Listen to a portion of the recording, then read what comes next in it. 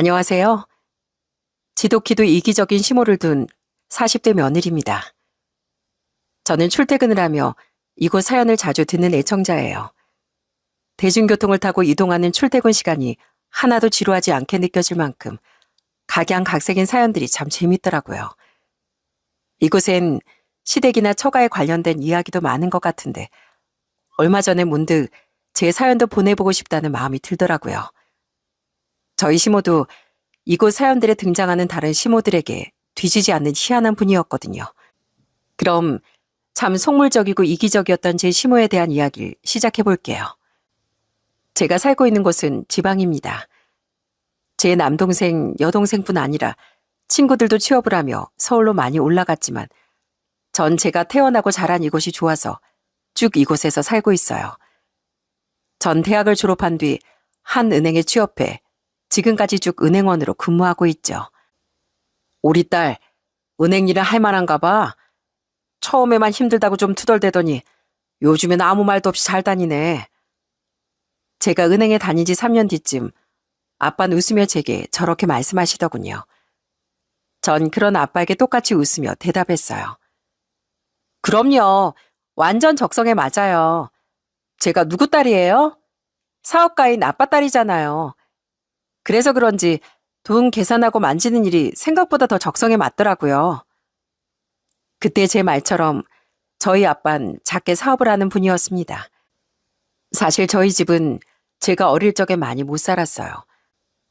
제가 7살 때 그나마 방 3칸짜리 전셋집으로 이사 갔었지만 그전엔 단칸방에서 5 식구가 살았죠. 부모님은 애를 셋이나 키우며 정말 힘들게 그 전셋집 보증금을 모으셨던 거예요. 막내가 5살이 됐을 무렵에 아빠는 작게 폐기물 업체를 운영하기 시작하셨습니다. 말이 사업이지 정말 중노동이 따로 없었다고 나중에 아빠가 말씀하시더군요.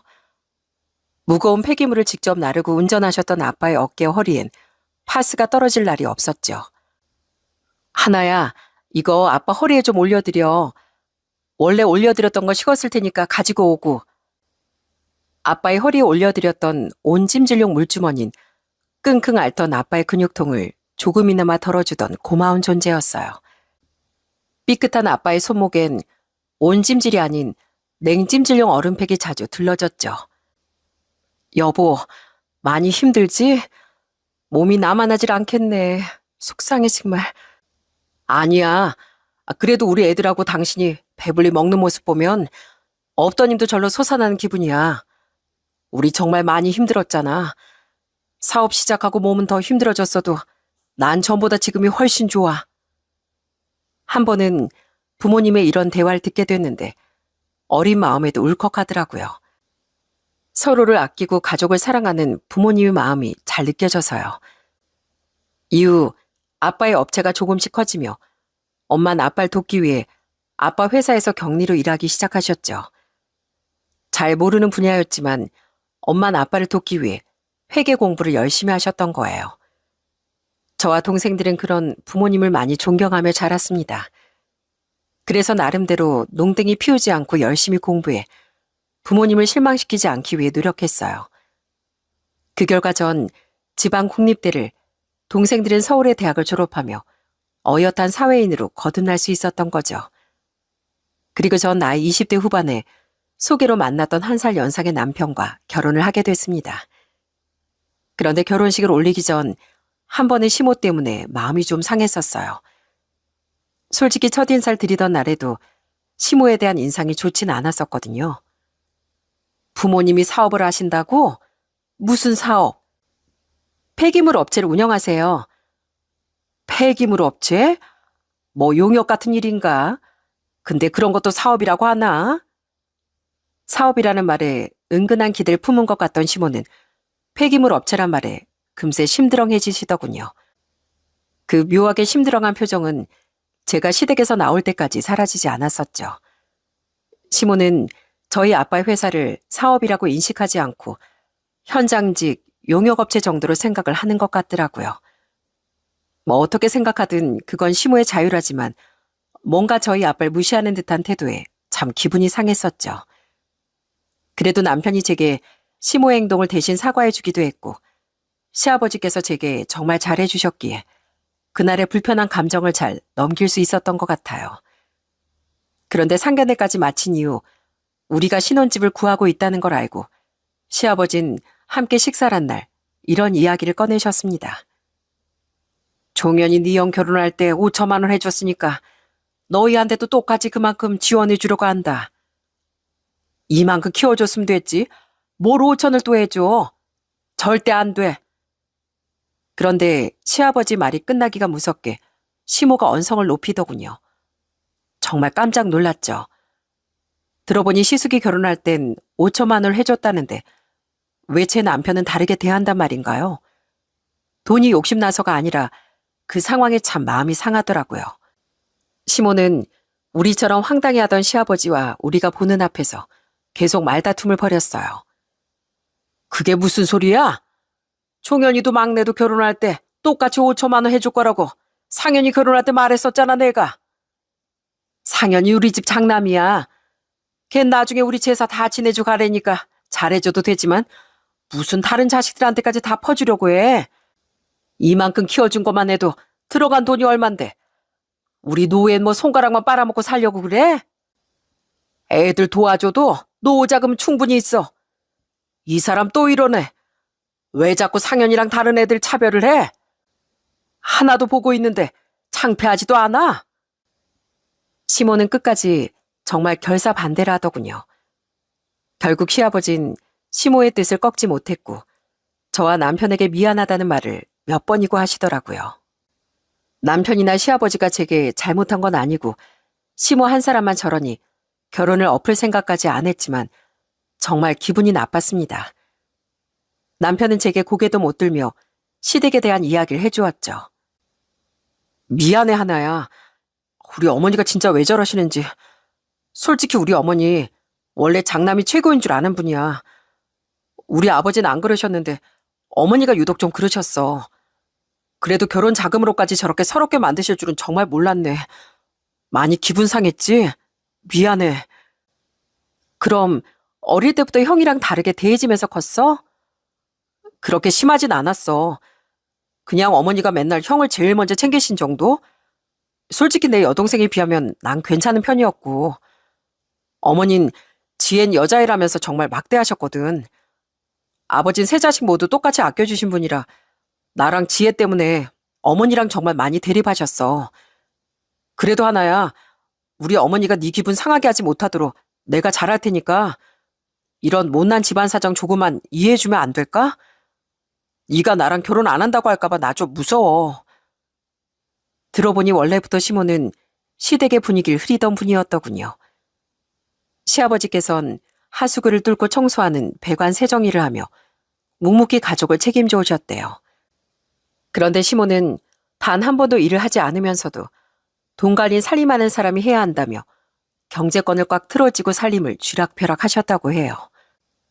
천성이 순하셨던 시아버진 괄괄했던 시모를 잘 이기지 못했는데 시모가 자꾸 자식들을 다르게 대하니 시간이 갈수록 시모와 다툼이 잦아지셨다고 하더라고요.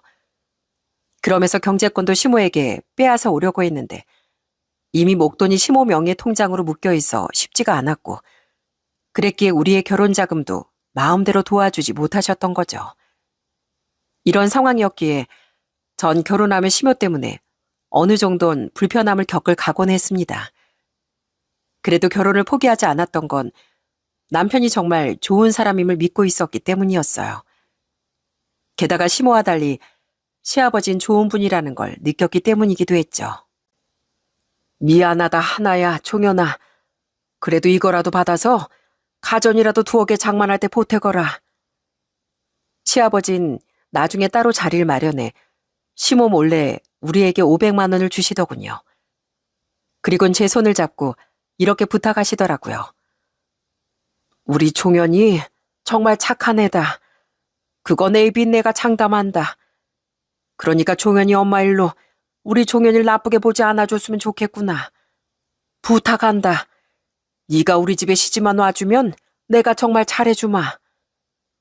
돈의 액수보단 그 안에 담긴 시아버지 자식에 대한 사랑이 느껴져 마음이 따뜻해졌습니다. 그래서 더더욱 전 결혼을 망설이지 않았던 것 같아요.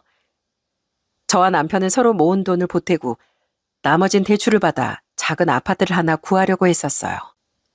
여긴 서울이 아니었기에 집값이 감당하지 못할 만큼 비싸진 않았는데 그래도 대출은 껴야겠더라고요. 그런데 제게 그 얘기를 들은 친정 부모님은 선뜻 우리에게 집값의 반을 보태주겠다고 말씀하셨죠. 대출을 왜 받아? 자식들 도와주려고 나랑 네 엄마가 평생 뼈 빠지게 돈 번 건데. 아니에요, 아빠. 그냥 저희 힘으로 해도 돼요. 대출이자 무시 못한다, 너. 집에 돈이 있는데 대출 받으면 다 손해야, 손해. 그리고 네가 처음을 잘 끊어야 네 동생들도 나중에 우리한테 편하게 도움을 받지. 총현아, 아니 박서방, 우리가 도와줄 테니까 걱정하지 말고 집 구해. 알겠지? 감사합니다, 장인어른. 저희가 꼭 다시 벌어서 갚겠습니다. 그러지 말라니까. 자네가 그러면 자네 처남 처제가 우리한테 편하게 돈을 못 받아. 감사해요, 엄마, 아빠. 거절하려 했지만 제 동생들의 이야기까지 꺼내시기에 우린 감사하게 두 분의 도움을 받았답니다. 그 사실을 듣고 시아버진 너무 죄송하고 감사하다며 한숨을 쉬시더군요. 시숙 때와 달리 남편을 도와주지 못한 게 계속 마음에 걸리셨던 거죠. 아가, 잘 지내지? 혹시 뭐 필요한 거 있으면 언제든 얘기해라. 네 시어미 몰래 내가 해줄 테니까. 뭐 필요하진 않겠지만 혹시 하수구라도 막히면 꼭 나한테 얘기해야 한다. 변기라도 막히면 종현이한테 민망해하지 말고 나한테 연락하고. 알았지? 네? 아버님, 제 남편한테 말해도 절대 아버님한테 말 못하죠. 며느리가 변기 막히게 했다고 그거 뚫어주러 오겠다는 시아버지가 어디 있어요. 제가 못 산다니까요. 결혼한 후 전 시아버지와는 정말 잘 지냈습니다. 시아버진 우리에게 미안한 마음에 시모 몰래 뭐라도 더 하나라도 해주고 싶어 하셨거든요. 그런 감사한 시아버지가 전 참 좋았고요. 전 시아버지와 통화도 자주 하며 가끔은 저런 농담도 주고받았어요. 한편 시모와 제 사이는 갈수록 별로가 되더군요. 집값을 선뜻 보태주셨다고? 적은 돈이 아니었을 텐데 생각보다 바깥 사돈 사업이 잘 되나 보네. 친정 부모님이 집값을 보태주셨다는 얘기를 듣고 시모는 저희 집안을 다시 본 것 같더군요. 폐기물 업체라는 말에 편견을 가지고 저희 집을 대수롭지 않게 봤던 시모는 그제야 저희 집이 나쁘지 않게 산다는 걸 깨달은 모양이었어요. 전 말한 적도 없는데 시모는 저희 아빠가 회사가 있던 건물을 소유하기까지 한 분이라는 걸 알아내곤 처음엔 제게 친한 척을 하기 시작했습니다. 하지만 그 목적이야 뻔했죠. 시모는 제게 친한 척을 하며 은근하게 자꾸 뭘 요구했거든요. 얘, 내 손가락 좀 봐라. 어딘가 허전하지 않니? 뭐가요, 어머님? 아무것도 안 끼워져 있잖니. 저 양반하고 맞췄던 결혼 반지 너무 촌스러워서 끼지도 못해. 여기 다이아 반지 하나 딱 끼워주면 좋을 것 같지 않니? 예, 아가. 이번 내 생일 때 용돈 얼마 줄 거니? 나 사고 싶은 게 있는데 그거 미리 주면 안 될까? 선물 사드리려고 했는데 그럼 용돈으로 드려요? 그럼 어머님 통장으로 보내드릴까요? 30만 원짜리 정도 생각하고 있었는데. 뭐? 30? 예, 장난하니? 넌 집도 잘 사는 애가 왜 그렇게 통이 작아? 한 200만 원 줘야지. 네? 200이요? 저희 부모님이 잘 버시는 거지. 저랑 남편은 그냥 평범한 직장인이에요. 앞으로 애들 낳고 살려면 한 푼이라도 더 모아둬야 하는데 30도 넉넉하다고 생각한 마당에 200이라니요. 하지만 제게 원하는 걸 번번이 얻어내지 못하자 시모는 저에 대한 태도를 싹 바꿔버리더군요. 친한 척 해봤자 자신의 욕심을 채우지 못할 거라는 걸 알았던 거죠. 예, 넌 손이 왜 그렇게 느리니? 아직도 설거지를 하고 있어? 물세 많이 나와 얘. 집에서 오냐오냐 자란 건지 절약 정신도 없고 굼뜨고 아유 속 터져. 가족 몇 사람씩 설거지인데 이걸 5분도 안 돼서 끝내요? 저희 부모님 저 오냐오냐 안 키우셨고 저 100원짜리 하나도 허투루 쓰는 사람 아니에요. 그렇게 빨리 하실 수 있으면 어머님이 직접 하시면 되겠네요. 시모는 시댁에 갈 때면 어떻게든 이런저런 트집을 채게 잡으려고 하더군요. 시아버지를 뵈러 간 거지 시모를 보러 간 것도 아니었지만 어쨌든 시모를 만나야 했으니 마찰을 피할 수 없었죠.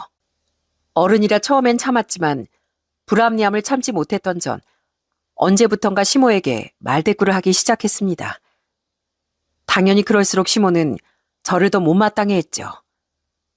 아유, 우리 공주님 왔구나? 어서 와라. 반면 시모는 시숙의 아내인 형님에겐 한없이 약했어요. 시숙네는 서울에 살았습니다. 남편보다 1살 위였던 시숙은 평범한 직장인이었는데 형님의 친정이 저희 집과는 비교도 안 될 정도로 정말 잘 살았거든요. 형님의 아버지가 부동산 부자인가 그렇다는데 형님은 그런 친정에서 돈을 받았으며 조카를 키우던 주부였고요. 그런데 지켜보니 며느리에게 뭔가를 바라던 시모의 버릇은 형님이 들여놓은 거더라고요. 어머님, 이번에 친정 식구들이랑 해외여행 다녀오다가 면세점에서 하나 샀어요. 가방이에요. 세상에, 이거 못해도 몇백원 하는 거 아니냐.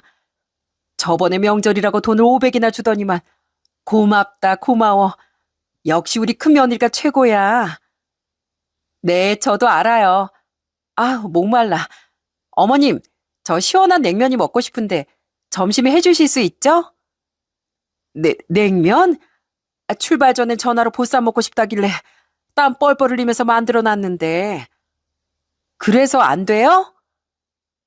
아니야. 안 되긴. 당연히 되지. 그래, 입맛 좀 바뀔 수도 있지 뭐. 얘 작은 애야. 너 나가서 냉면 육수랑 면 좀 사오너라. 어머님, 시판 육수 말고 직접 만든 육수로요. 거기에 얼음 잔뜩 띄우면 되잖아요. 그래, 예. 시판 육수 말고 육수 만들 재료로 사와. 형님은 시댁에서 제일 목소리가 큰 사람이 시아버지가 아닌 시모라는 걸 알고 있었더군요. 형님은 선물 공세라도 자신의 이기적인 행동을 받아주지 않던 시아버지 대신 돈으로 움직이기 쉬웠던 시모에게만 용돈과 선물 공세를 그렇게 했던 겁니다. 시모는 그런 형님에게 찍소리도 못하고 알랑방길 뀌기 바빴어요. 시모는 저도 형님처럼 자신의 이런저런 욕을 들어줄 줄 알았는데 전 형님과 달랐기에 저를 더 못마땅해 했던 거죠. 시모는 형님의 무례한 행동은 다 그럴 수도 있지 하며 만만한 저만 부려먹으려고 들더군요. 형님은 여우처럼 웃으며 절 바라봤죠. 하지만 어디 제가 호구입니까? 전 딱 잘라서 그런 시모의 명령을 거절했어요. 어머님이 아니라 여태 힘들게 저랑 제 남편이 보쌈 삶은 거 모르세요? 밑반찬도 다 만들고요. 형님 주려고가 아니라 아버님하고 아가씨도 다 같이 먹는다고 해서 만든 건데 형님 변덕 하나 때문에 왜 저만 또 고생을 해야 돼요? 형님, 그렇게 드시고 싶으면 직접 만들어 드세요.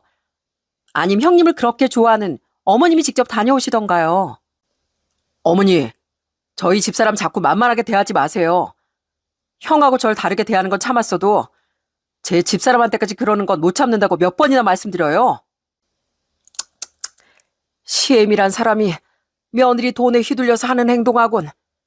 그네 너 당장 안 일어나냐? 어른이 버젓이 같이 있는데 오자마자 소파에 들어 누워선 이거 해달라 저거 해달라. 그게 무슨 버르장머리야. 당신이 그렇게 오냐오냐 하니까 큰애가 저렇게 더 버릇이 없어지는 거 아니야. 남편도 시아버지도 제 편을 들며 시모와 형님을 나무랐습니다. 그럼 형님은 입이 부르퉁해져선 방에 들어가서 나오지도 않았고 시모와 시숙이 형님의 편을 들며 형님을 달래곤 했죠. 아버진 집사람이 여기까지 오는 것도 얼마나 힘들어했는데 좀 누울 수도 있는 거 아니에요. 여기까지 힘들게 온 사람이 먹고 싶다는 거 해주는 게 뭐가 그렇게 어렵다고요? 재수 씨도 참 너무하네요. 내 말이 그 말이야. 큰애가 우리한테 해주는 게 얼만데. 애미야, 문 좀 열어봐. 내가 나가서 맛있는 냉면 사줄게. 시모뿐 아니라 시숙도 잘 사는 자기 처가를 그렇게 챙기며 형님에게 꼼짝을 못하더라고요. 시숙은 자기 입으로 이런 말까지 하던 사람이었거든요. 난 상향혼에 성공한 남자야. 여자 몰라도 남자가 상향혼한 경우는 진짜 드물다니까. 난 복 받은 사람이야. 참, 형님의 집이 잘 사는 거야 맞지만 자기 입으로 저런 말을 자랑처럼 떠들고 다니는 모습이 썩 좋아 보이진 않더군요. 시아버지와 남편, 시누인 그런 시숙을 한심하게 바라봤고 유일하게 시모만이 맞다 맞다 하며 맞장구를 치곤 했죠. 아, 피곤해. 저 좀 누워서 쉴게요, 어머님. 여보, 거기 TV 좀 틀어봐. 시모와 시숙을 등에 업고 형님은 계속 무례하게 굴곤 했어요. 한 번은 명절날 뒤늦게 시댁에 도착하자마자 형님은 거실에 아주 대자로 드러눕더라고요. 시누이와 남편과 둘러앉아 음식을 하고 있던 전 기가 막혀서 그런 형님을 바라봤어요. 하지만 시모는 역시나 나무라기는커녕 형님의 엉덩이를 토닥이며 이러더라고요. 오느라 힘들었지? 그럴 수도 있지. 귀여운 우리 왕애기. 참 기가 막혔습니다. 남편보다 더 자식 취급도 못 받고 자랐던 시누인 시모를 정말 싫어했는데요. 그래서 평소 서울에서 시댁에 잘 내려오지도 않았었어요. 그래도 명절 땐 시아버지를 보고 남편과 저도 만나러 한 번씩 왔었는데 그 모습을 보고 딱 이렇게 중얼거리더군요. 내가 젖꼬라지를 보자고 몇 시간 걸려서 여기까지 왔다 진짜. 아가씨, 우리도 그냥 확 같이 누워버려요. 저도 그 광경이 짜증나 그냥 미친 척하고 시누이까지 데리고 거실에 들어누워버렸어요. 평소 형님과 절 비교하며 절 그렇게 못마땅해 하고 어릴 적부터 시누인 내놓은 자식 취급했던 시모는 황당하다는 듯 입을 떡 벌리더군요. 남편은 뒤에서 우습다는 듯 웃고 있었고 시모는 우리 엉덩이를 툭툭 걷어차며 이러더라고요. 니들 뭐하냐? 아, 얼른 일어나서 음식 마저 하네. 형님보다 제가 1살 어린 거 아시죠? 아가씨는 저보다 더 어리고요. 형님이 왕 애기면 우린 왕왕왕 애기 아닌가요? 왕왕왕 애기들도 힘들어서 이제 그만 쉴래요. 뭐야? 아, 너 지금 나랑 말장난하니? 뭐 작은 애미 말이 틀린 것도 아니구만 뭘 그래. 그냥 쉬어라 애미야. 앞으로 우리 집 명절 음식은 그냥 다 사서 하자꾸나. 뭐? 아, 그게 다 얼만데 사서 하지? 당신은 손도 하나 까딱하기 싫어하고 매번 작은 애미랑 지혜만 부려먹잖아. 이참에 그러니까 그냥 사서 하는 걸로 바꿔. 늘 저와 신우에게 미안해하셨던 시아버진 아주 통쾌하다며 웃으시더군요. 그리고 그때 이후로 시댁의 모든 명절 음식은 사서 하게 됐죠. 시모가 괜히 못마땅해하며 길길이 날뛰었지만 시아버진 크게 호통을 치셨습니다. 심보 좀 그만 못되겠어 이 여편네야. 나도 이제 전에 박병권이 아니야. 당신이랑 살면서 나도 드세질 만큼 드세졌어. 둘째 결혼한 뒤론 당신이 며느리들까지 다르게 대하는 걸 보고 이대로는 안 되겠다 싶어서 나도 더는 당신한테 지면 안 되겠다고 다짐했다고. 계속 고집 피우면 앞으로 생활비 한 푼도 안 줄 줄 알아. 그 모아놨다는 돈으로 알아서 쓰던가 말든가. 아무튼 내가 벌어오는 돈은 앞으로 한 푼도 못 받을 줄 알라고. 이 양반이 뭘 잘못 먹었나. 시아버지의 참을성도 이젠 바닥이 났던 겁니다. 너무 달라진 시아버지 모습에 시모는 아무 말도 못하더라고요. 하지만 우린 설날 떡국 정도는 직접 끓여 먹었어요. 사오면 떡도 불고 어차피 간단한 음식이었으니까요. 그런데 한 번은 떡국 끓이는데 손도 까딱 안 했던 형님이 이렇게 투덜거리더라고요. 떡국이 왜 이렇게 싱거워? 누가 했어 이거? 아유, 싱거웠어? 하긴 내가 먹기에도 짠기가 하나도 없더구나. 아무튼 작은애 넌 잘하는 게 뭐가 있니? 어이가 없었습니다. 혼자 늦잠 잔 뒤 뒤늦게나 불평부터 하던 형님이나 이미 한 그릇을 뚝딱 비우고 2그릇째 먹고 있으면서 형님을 우쭈쭈 해주던 시모나 모두 말이죠. 그래서 전 딱 이렇게 말해버렸어요. 형님, 드시기 싫으면 드시지 마세요. 아니면 직접 간장으로 간을 하시던가요. 손가락 하나 까딱 안 했으면서. 일하지 않은 자 먹지도 말라는 말 모르세요? 어머님, 그렇게 맛없었는데 억지로 드시고 계신 거면 저 주세요. 어차피 2그릇째시잖아요. 제가 2그릇 먹고 2살 먹을게요. 명절 아침부터 부정타게. 큰애 너도 당신도 먹기 싫으면 남기고 먼저 일어서. 다른 사람들 밥맛 떨어지게 하지 말고. 형님과 시모는 똥 씹은 표정이 되었고 시숙은 형님의 눈치를 살피기 바빴습니다. 또 시모는 용돈을 줘도 저희 2 아들과 형님네 아들을 다르게 대했어요. 시아버지는 항상 공평하게 주셨던 반면 시모는 우리 애들에게 5,000원씩 줬다면 시조카에겐 3만 원, 5만 원씩 주더라고요. 당신 이제 하다하다 손주들한테까지 이래? 당연히 용돈을 받아도 장소는 더 많이 챙겨줘야지. 한심하다 한심해. 자 우리 손주들 할애비가 모자란 용돈 마저 주마. 이리 온. 시아버지 배로 시댁에 가긴 했지만 시모 때문에 정말 매번 기분이 나빴습니다. 그리고 시모가 그럴수록 시아버지와 시모의 다툼은 더더욱 잦아졌죠. 그 모습을 보며 2 분이 끝까지 이혼을 하지 않고 사실 수 있을까 하는 생각이 들었는데요. 아니나 다를까 2 분은 제가 결혼한 지 6년 만에 이혼을 하셨습니다. 그때 시아버지의 나이가 60, 시모의 나이가 58이었죠. 아주 속이 다 시원하다. 진즉 이혼할 거 그랬어. 재산 분할이야 시모 명의 통장에 목돈이 많았었다고 해도 법적으로 재산 분할을 하는 데는 아무런 문제가 없었어요. 여태 경제활동을 했던 사람은 시아버지 혼자였으니까요. 시모도 그걸 알았으니 이혼하지 않으려 바랐겠지만 결국 법은 시아버지 편을 들어주었죠. 그렇게 시모는 분할받은 재산을 가지고 시아버지 명의 집에서도 나가야 했습니다. 시아버지뿐 아니라 저와 남편 그리고 시누이도 정말 속이 시원해했어요. 이젠 시아버지 때문에 시모까지 보고 살지 않아도 됐으니까요. 이후 우리 부부와 시누인 주로 시아버지만 찾아뵙고 살았는데 그래도 명절엔 잠깐이나마 시모를 보러 가긴 했습니다. 완전히 최소한의 자식돌이만 했던 거죠. 그런데 시모가 이렇게 말한 뒤론 아예 명절에도 가지 않아 버렸어요. 자식 키워봐야 다 소용없다 이거야. 그래, 어차피 난 니들은 다 필요 없어. 난 우리 상현이랑 큰 며느리만 있으면 된다고. 시숙 부부만 있으면 된다는 분을 굳이 왜 찾아가고 싶었겠어요? 그동안 우릴 그렇게 서럽게까지 만든 분인데요. 그리고 그런 우리와 다르게 시숙 부부는 시아버진 찾아뵙지 않고 시모만 찾아뵈며 살았죠. 형님은 늘 자신을 나무라던 시아버지를 못마땅해 했고 시숙은 그런 형님의 말이라면 죽는 신용까지 할 사람이었으니까요. 시아버진 자식을 잘못 키웠다며 한탄을 하시더라고요. 우린 그런 시아버지가 안쓰러워 더 잘해드리려고 노력했습니다. 제가 시아버지께 잘할수록 남편은 저희 친정 부모님과 동생들을 더 잘 챙겨주려고 애썼고요. 꼭 저 때문이 아니어도 원체 친정에 잘했던 남편을 저희 부모님도 정말 많이 아끼셨답니다. 그렇게 더는 시모 때문에 스트레스 받지 않고 살아도 된다고 생각했건만 이혼한 지 4년 뒤 어느 날 시모가 저희 집에 찾아왔더라고요. 시모는 엉엉 울며 하소연을 했습니다. 내가 진짜 분통이 터져서 왔다.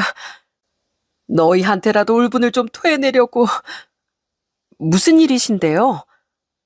큰애미 그것이 말이야. 내가 아주 오냐오냐해졌더니만 아주 기어오르더구나. 명절에도 오기 귀찮다고 그냥 나더러 서울로 올라오라질 않나? 우리 집에 와서도 손도 하나 까딱 안 하고 나만 부려먹으려질 않나? 전에야 작은 애 너랑 지혜가 있어서 괜찮았다지만 이젠 집에 나 혼자였잖니? 그럼 눈치껏 며느리는 자기도 도와야지. 어쩜 그렇게 시애미를 부려먹으려만 든단 말이야? 들어보니 시모는 갈수록 선을 넘던 형님에게 화가 뻥 터져버렸던 모양이더군요. 형님에 대한 인내심이 점점 사라져가던 시모는 그래도 꾹 참다 어느 날엔 합가를 제안했다고 해요. 내가 그렇게 잘해줬으니 이제 날 좀 모셔줘도 되지 않을까 싶어서 내가 말이나 한번 꺼내봤거든. 혼자 지내기 외로운데 가서 내가 손주도 봐주고 하면 안 되냐고. 그러니까 날 무슨 벌레 보듯 하면서 거절하는 거 있지? 그때 기분이 너무 상해서 그동안 내가 너한테 얼마나 잘해줬는데 이럴 수가 있냐고 내가 화를 냈었다. 그 뒤부터 내 전화도 안 받고 발길도 끊어버리더라. 시모는 자기가 형님을 내친 거라고 말했지만 들어보니 합가를 제안했던 시모를 형님과 시숙이 먼저 끊어낸 거더군요. 그 뒤 그들은 명절에도 형님의 친정 부모님만 모시고 해외여행을 가며 시모의 연락도 받지 않았다네요. 시숙은 자기를 그렇게 아껴준 자기 엄만 안중에도 없이 돈 많은 처가만 챙기기 바빴던 겁니다. 그렇게 외로운 처지가 되자 그제야 시모는 우리를 찾아왔던 거예요. 그 이후 외로워진 시모는 부쩍 저와 남편 그리고 신우이를 찾기 시작하더라고요. 예, 니들 저녁 먹었니? 안 먹었으면 같이 먹을까? 나 갈비 먹고 싶은데 좀 사줄래? 저희 먹었어요. 그리고 집사람 지금 열이 있어서 어차피 못 나가요. 그래? 근데 지엔 왜 이렇게 내 전화를 안 받는다니? 겸사겸사 걔도 볼 겸 서울에 놀러 가려고 했는데 전화를 받아야 말이지. 저번에 지혜한테 어머니 좀 모시고 살라고 말하셨다면서요. 그때 지혜가 완전히 기겁을 했대요. 자길 여자애라고 그렇게 홀대했던 사람이 이제 와서 왜 이러냐고요. 그래서 어머니 전화 피하고 있는 거예요. 저 같아도 그럴 것 같네요. 하지만 우린 그런 시모를 이제와 살갑게 대해줄 생각이 없었습니다. 그래도 부모니까 우리와 신우인 명절이나 시모 생신에 만나서 식사 정도는 했었어요. 하도 외롭다고 연락을 해와서요.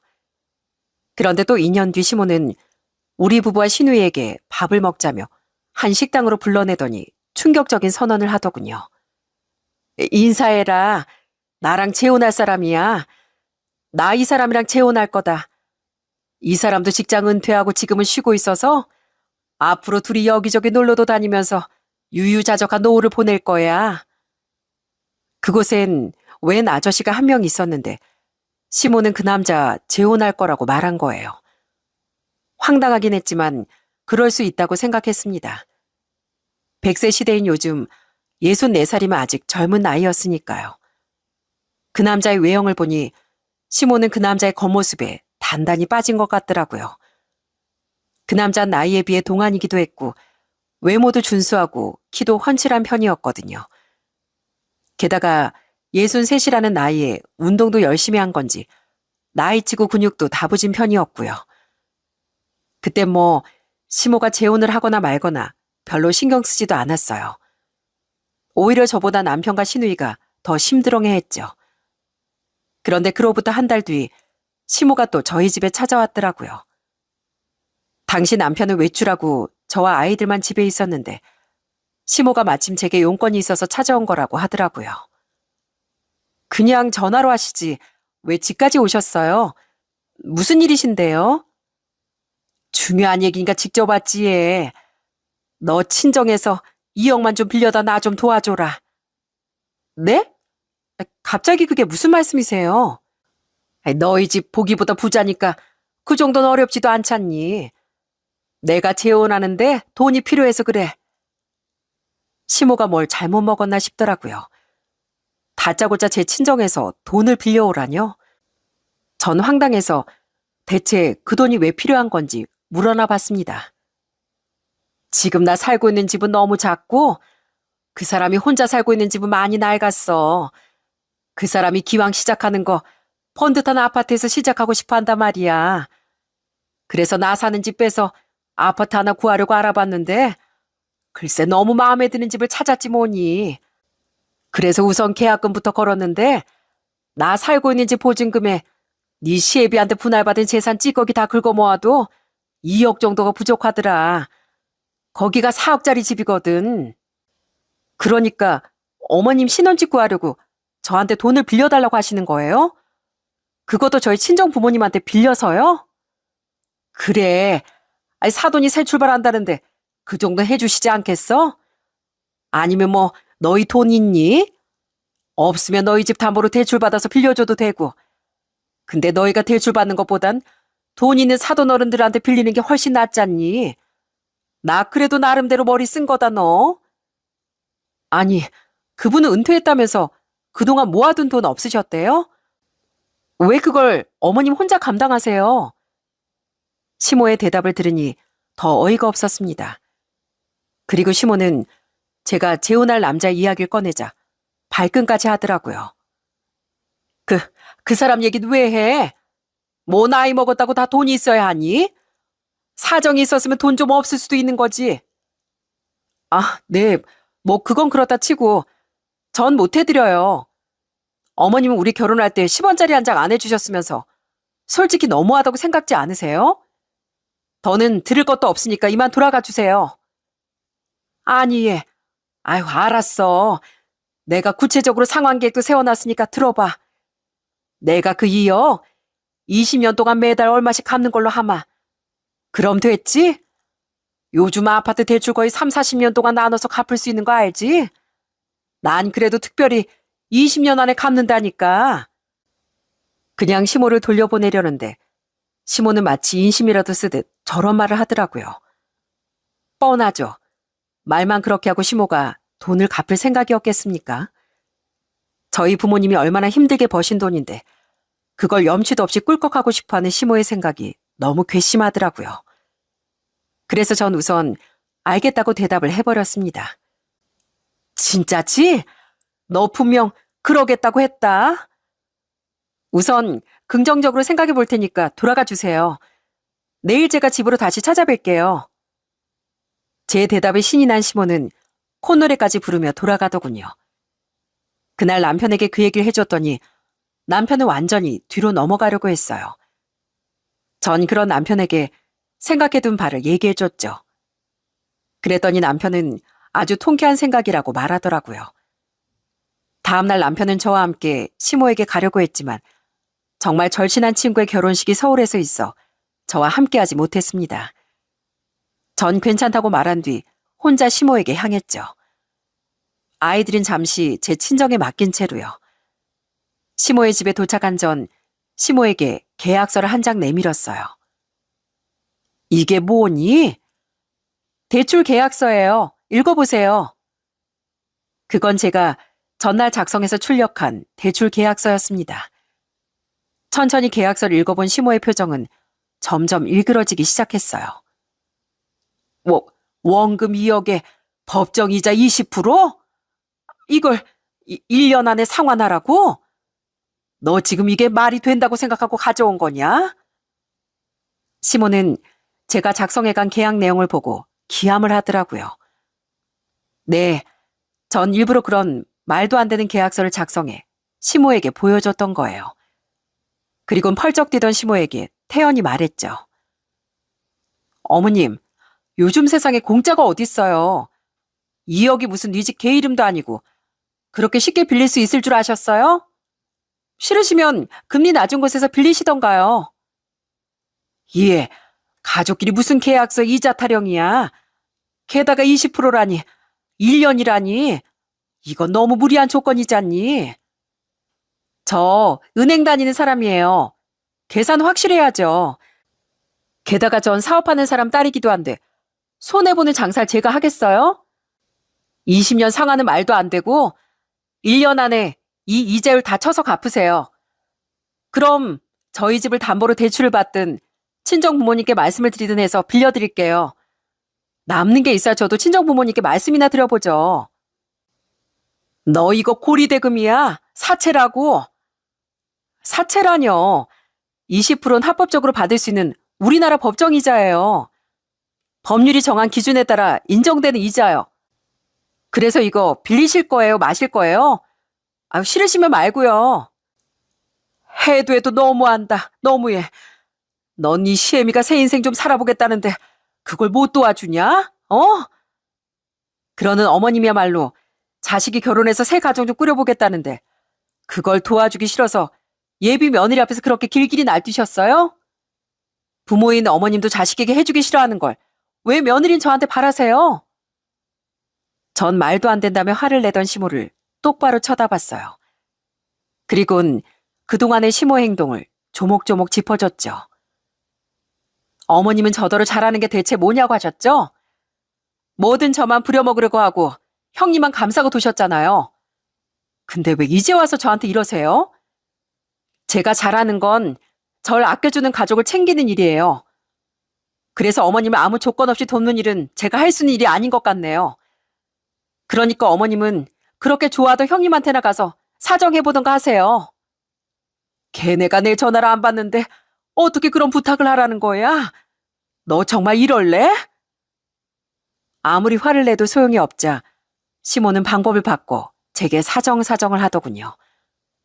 절대 제가 건넨 계약서엔 사인도 안 하면서요. 예, 제발 이렇게 부탁 좀 하마. 나 계약금도 이미 다 넣었는데 이거 잔금 못 치르면 그 돈 날려. 내가 앞으로 잘하마. 전에 내가 서운하게 했던 만큼 앞으로는 더 잘해주마. 어? 애초부터 전 시모에게 돈을 빌려줄 생각도 없었습니다. 부모님께 부탁을 드린다는 것 자체가 말도 안 됐고 그냥 평생 일도 제대로 안 하며 돈을 우습게 알던 시모를 현실을 직시하게 만들어주고 싶어서 그랬던 거죠. 전 마지막으로 시모에게 더 큰 한 방을 날렸습니다. 법정이자 20%도 진짜 절박한 사람들은 울며 겨자 먹기를 빌려요. 더 절박한 사람들은 불법인 걸 알면서도 그보다 더 높은 이자로 불법 사채를 쓴다고요. 근데 어머님은 뭔데 아무것도 해준 것도 없는 저한테 그런 꽁돈을 바라시는 거예요? 저 정말 너무 어이가 없네요. 화가 나서 안 되겠어요. 저 그냥 이자를 50%로 올릴게요. 뭐? 야, 방금 네가 20%가 최대치 법정이자라며? 생각해보니까 제가 금융사도 아니고 개인적인 돈거래인데 빌려주는 사람 마음대로죠 뭐. 이젠 20%는 없어요. 무조건 50%예요. 빌린다고 하시면 제가 계약선 다시 써올게요. 어쩌실 거예요? 말도 안 되는 억지였지만 시모부터가 억지를 쓴 거니 저도 세게 나갔던 겁니다. 시모는 어이없어 하면서도 끝까지 제게 돈을 빌려달라고 애원했어요. 20%든 50%든 이자는 또 못 준다면서요. 그리곤 절 막 집 밖으로 떠미는 겁니다. 네가 지금은 좀 흥분해서 차분하게 생각이 안 될 것 같구나. 오늘은 나 이만 가고 집에 가서 다시 잘 생각해봐줘. 내가 그래도 종현이를 낳아준 애미 아니냐. 나 그 보증금 날린다. 이미 4천만 원이나 넣어놨다고. 그렇게 그 집에서 쫓겨난 뒤 전 그날 저녁 남편에게 그날의 일을 말해줬습니다. 그러자 남편은 굳은 표정으로 이렇게 말했어요. 아무래도 내가 확실하게 선을 그어드려야 단념을 하실 것 같아. 어머니를 이대로 두면 평생 나한테 좋지 않은 영향만 끼치실 거야. 나뿐 아니라 당신이랑 지혜, 우리 애들한테까지 다. 자식을 함부로 대했으면 적어도 뭘 바라지 마셨어야지. 미안해 여보. 이젠 내가 해결할게. 남편은 다음날 저 대신 시모의 통장으로 돈을 보냈습니다. 그리고 잠시 뒤 완전히 뿔이 난 시모에게서 전화가 걸려왔더라고요. 남편이 스피커폰으로 전화를 받았기에 시모의 목소린 저도 생생히 들을 수 있었어요. 너 이 10만 원 왜 보낸 거야? 애미한테 보내라고 말한 2억 원 들어오지도 않고 왜 네가 이 돈을 보내?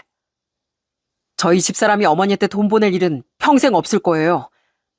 그리고 그 10만 원은 제가 드리는 재혼식 축의금이고요. 전 어머니 결혼식에 안 갈 거거든요. 뭐? 아니, 자식이 돼서 축의금을 500, 아니 1,000만 원 해야지. 고작 10만 원이 뭐니?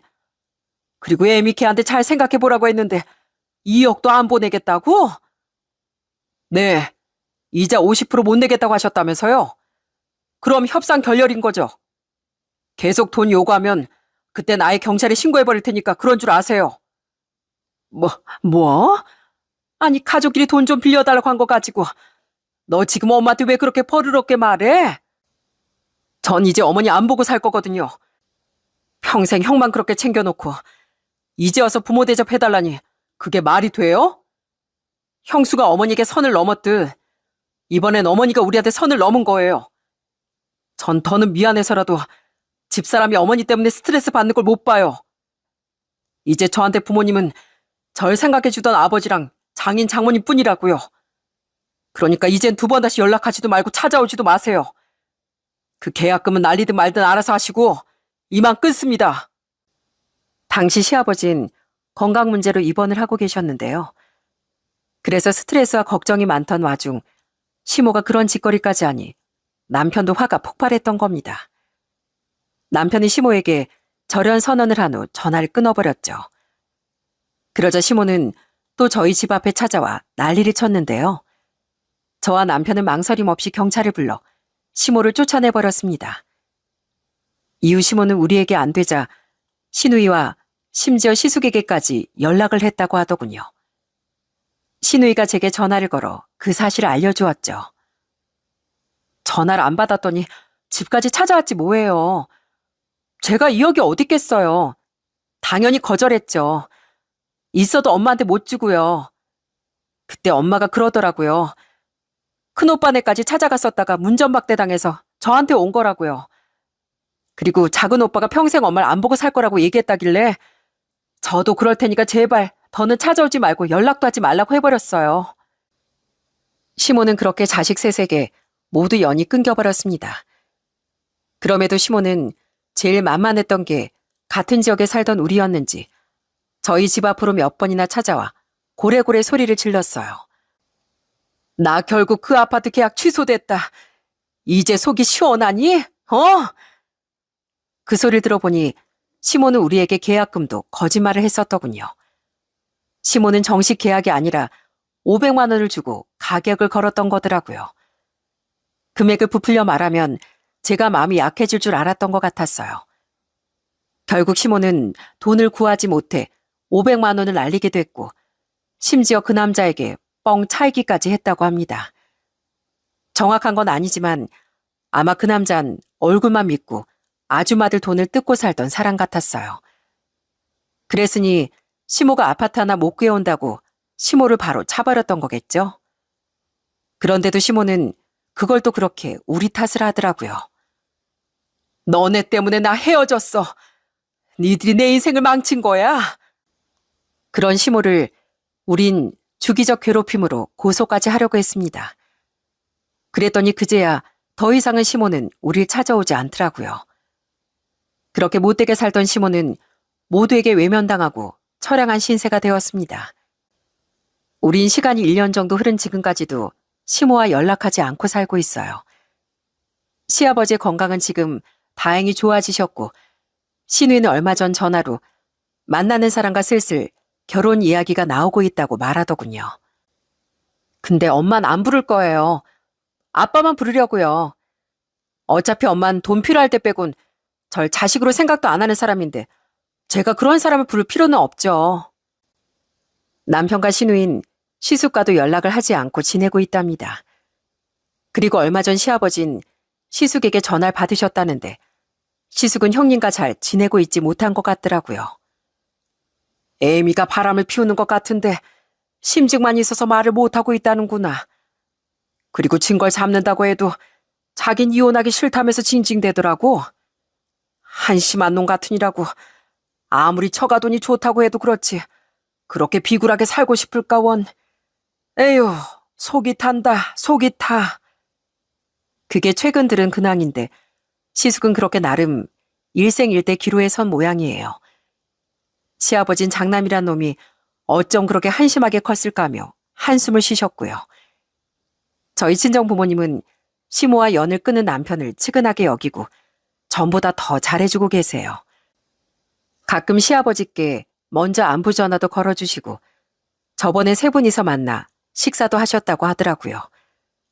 아직 제 2 동생은 아무도 결혼하지 않았는데 그래서 유일한 사돈인 시아버지에게 더 마음이 쓰이신 것 같아요. 남편은 그런 저희 부모님께 감사해서라도 저에게 앞으로 더 잘하며 살고 싶다고 말했죠. 이렇게 지독히도 이기적으로 살던 시모는 모두에게 외면받은 처량한 결말을 맞았고 돈 많은 처가만 챙기던 시숙도 결국엔 좋지 않은 결말을 맞이할 듯합니다. 역시 돈과 욕심만 쫓으며 사는 사람들의 앞엔 비참한 현실이 기다리는 것 같아요. 사람은 누구나 욕심을 완전히 버리고 살긴 어렵겠지만 적어도 씁쓸한 말로만큼은 피하고 싶다면 끝까지 곁에 남는 건 돈이 아니라 결국 삶을 대하는 태도라는 걸 꼭 기억해 주셨으면 합니다.